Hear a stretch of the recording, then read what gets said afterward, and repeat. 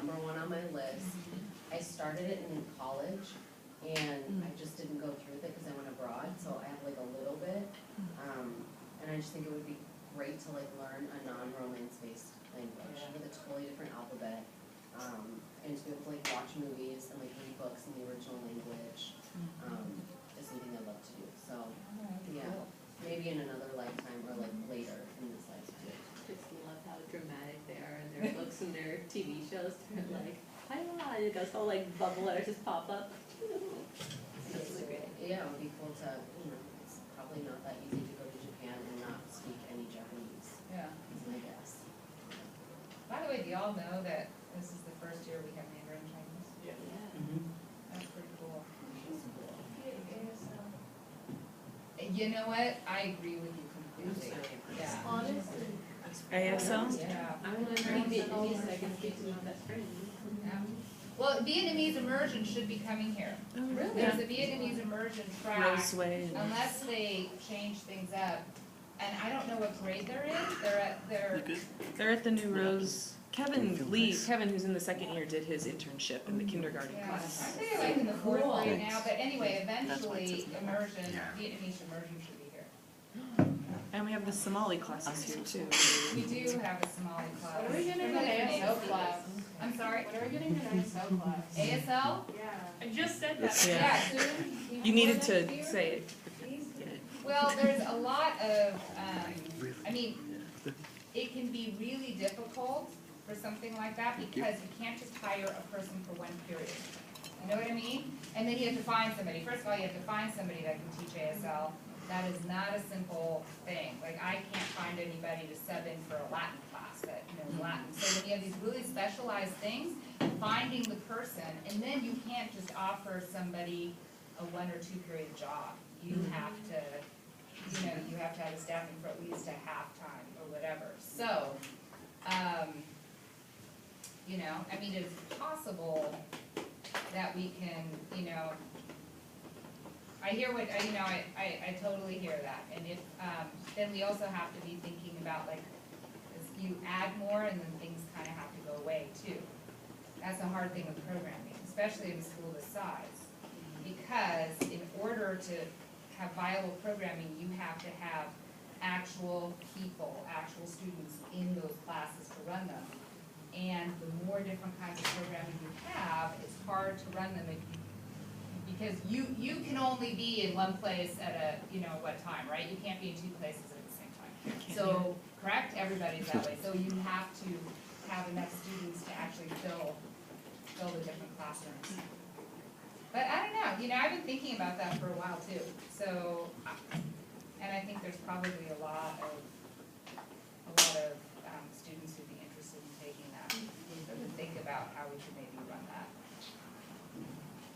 They have it at Lincoln. Can we just steal someone part-time from there? It's that easy. I don't know.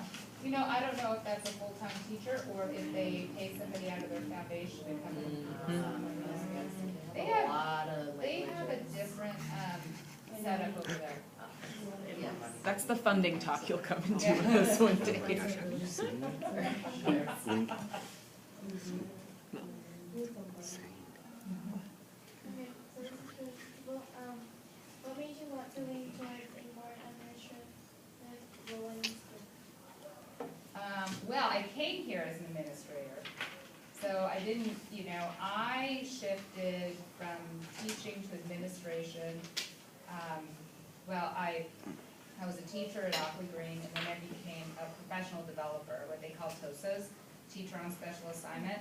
My job was with the ESL bilingual department, so then I went around and I did training, I helped with programming, and so it was really those experiences, and I really liked working in those capacities, and so it made sense to kind of explore the idea of administration.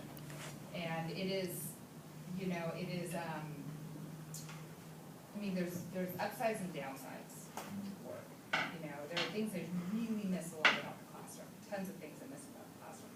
But then there's other things that can be really cool about administration is when you can set stuff in place that works, and then sorts of people that could potentially benefit from that, that can be really cool too.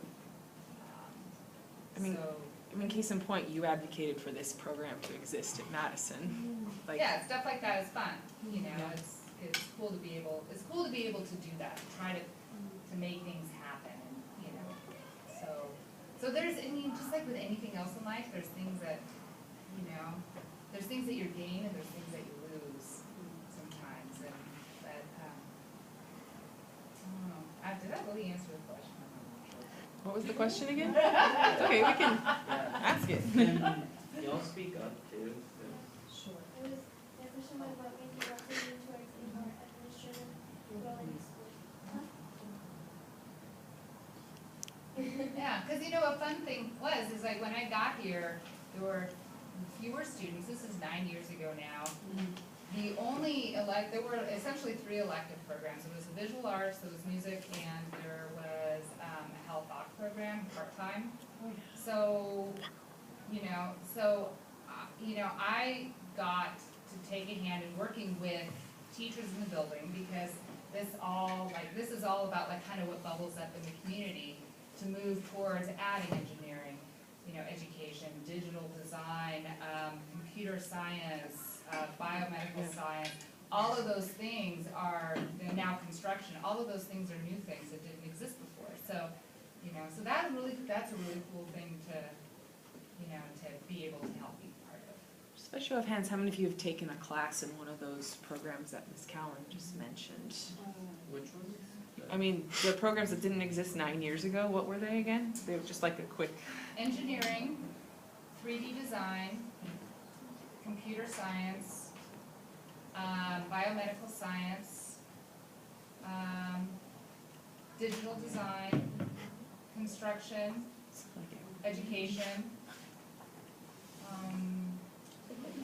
we didn't have dual immersion before, but the kids were still coming up through the Yeah, that didn't exist either. Like some of those ethnic studies wasn't here, Yeah. yeah. Gender studies, indigenous studies. Wow. Basically, all the studies are not here. Studies. Right, and a lot of it is because, you know, there's teachers that are like, this would be really cool, and students saying this would be really cool, and then trying to see. So then my job is to try to make it happen, right? So because anytime you do that, it takes a great deal of resource and kind of figuring it out. You have to figure out how to staff it, because, you know, that takes resource, because every, you know, it's, and then how to get the stuff. Because the stuff costs money too, so What's that it's ASL like question? figuring out how to resource everything. Just getting the people to teach the right classes. Yeah. Yeah. Our timekeeper's reminding me we have about 5 questions, so Mhm. if 5 minutes? 5 minutes, thank you. We're checking me. It's the end of the day on a Friday. So we could let our question askers continue, or if we want to go into a general Q&A, like if our guests want to ask you guys anything, or if you have questions you'd like to. Yeah, can we do that? Ask some questions? I'm not gonna lie, I am bored. I like listening to people, so I could do it for an hour. Yeah, I get you. It's a really good lesson for teaching. Yeah. Too much talking for too long can be a little, can be rough. So is there anything from the question askers or anyone from the general audience who wants to throw one out there? Or if our guests want, yeah. Would you go back to teaching? If so, what subject would you teach? Well, I would be an English teacher. Part of it is that's what I'm licensed to teach. So there's always that. And, you know, I would probably at a later time. Because, you know, one thing that's really true is that I have lost all of my seniority. So if I go back to teaching, it's like I am a first-year teacher and I can get ripped. So I wouldn't put myself in that position right now. I've got 2 little kids and all that. So it would not be a smart thing for me to do right now just because of that. And I don't know, you know, you never know what budgets do in Oregon. And RIFT means reduction in Or force, so Oh. I thought it meant laid like off. you're My RIFT. context clues, but I didn't know what I I thought it meant to like tease them. Yeah. Thank you, And dear. is that thing, the coolest thing, is Trail of Tears. That's a horrible event, but the name is so catchy. How do you guys feel about the outdoor school programs, especially if you have kids who are missing a week or so of school to go? Oh, I honestly just know that kids like love it and are really happy when they go and they come back, so I don't mind if they're missing school, if it's to be out in nature, learning and experiencing joy. That seems like a great use of your time. You're such an Oregonian now. Yeah, I'm just like, that sounds great. So, you know, as long as you make it up, that's fine. I honestly don't know that much about like what you actually do. I just know you go away for a week and are outside, but I'm not sure like what you're learning about. You just kind of like teach kids stuff. You teach sixth grader stuff and you care Do you about have to sixth like, graders. is it science? Yeah. Or There's like, cool science. Yeah, like debatable. Depends on the field study. watersheds. Water, plants, animals, soil. Oh, Plants are the best. It's like Chemistry. wonderful. I grew up in Wisconsin and it was like, what, that is not a thing, so, I think it's great. I usually join the experiential learning is fantastic, so I'm all for it. We have 1 minute left here. I don't know if you guys don't have questions, if Ms. Callender or Ms. Overvold want to end it with questions for you guys, that feels fair too, so. So I want to know what excites y'all about teaching and kind of what your hopes are for the future. And, I mean, well, first of all, I think you need to have like, the fact that you're interested in teaching, I think is fantastic. So I just want to know, like, what is it? Like, what do you do? I mean, my favorite part about teaching, I worked at a summer camp over the Yeah. summer, and I've done outdoor schools, this session next week. But I think the main thing that I really enjoy about teaching is I just always feel like I make a difference in the kid's life. And being able to connect that with music, which is something I'm really passionate about, makes me really happy. Super cool. I do ODS a lot and I like I also did some volunteer work with really little kids, like preschool age kids. And I just enjoy, kids are a lot, I'm not gonna lie. And sometimes it sucks dealing with them. But like, I don't know, there's moments, I talked about this a lot at workshop, there's moments when, especially sixth graders, they're trying very, very hard to be an adult. And sometimes they just act like a kid. And that makes me happy, when they just do that. And also kids say the wildest stuff. Like once I had a little girl, 5, like playing with her Play-Doh, and then she turned to me and went, "Daddy flushed mommy's wedding ring down the toilet," and then went right back to playing. And I was like, "Oh, good talk." Good talk, Kat. Let's go. And Desiree, what you got? What excites me is kind of just like knowing that teaching and like school is a very critical role in like kids growing up and kids like learning and like being in society is very critical, and knowing like what Jackson said is like knowing that you can make a difference in someone's life and like you could be able to teach someone that maybe like has like no like idea of what you're teaching.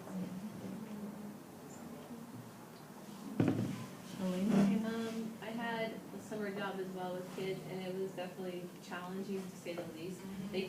Sometimes kids do want to take advantage of you because you're not actually an adult that thinks they can get away with stuff. And it's really hard to say no to people because you don't want to be that like bad person. But like I definitely liked it because I got to work with different age groups all the time. Like I literally had 25 kids one time, and I had them from all the way from kindergarten to 7th grade. And I got to work, and you get to connect with them in different ways. And I also just learned how to like be more hard, like disciplined in different age groups. Like learn how to handle different problems. So that was really good. I felt like all that stuff prepared me. And plus, I got to like meet some great kids. Like I was telling the principal, like I met a kid named Daddy. His name was Daddy. And how like I would go home and my boss and everything, and she'd be like, "So, how's Daddy?" And I'm over here like I can't even like have a clean mind. I don't know Daddy's name. Like I can't. His name is Daddy. Like, His parents are setting him up. Triple E-E-N. How would you spell? D-A-D-D-Y, Daddy. Oh my god, like, Morgan had a kid, Triple E-Ian, that was his name. His first name Triple, middle name E, last name Ian. Oh my god, that's awful. Okay, actually, I know, this is Terry's thing. She used to have a student, or was it Brenda? Anyway, one of my colleagues, that I worked with, she had a student who, the last name was Sheets, and first and middle of polyester. What? Polly and Esther. That's Polyester funny. sheets. That kid probably got bullied a lot, and that's funny. They,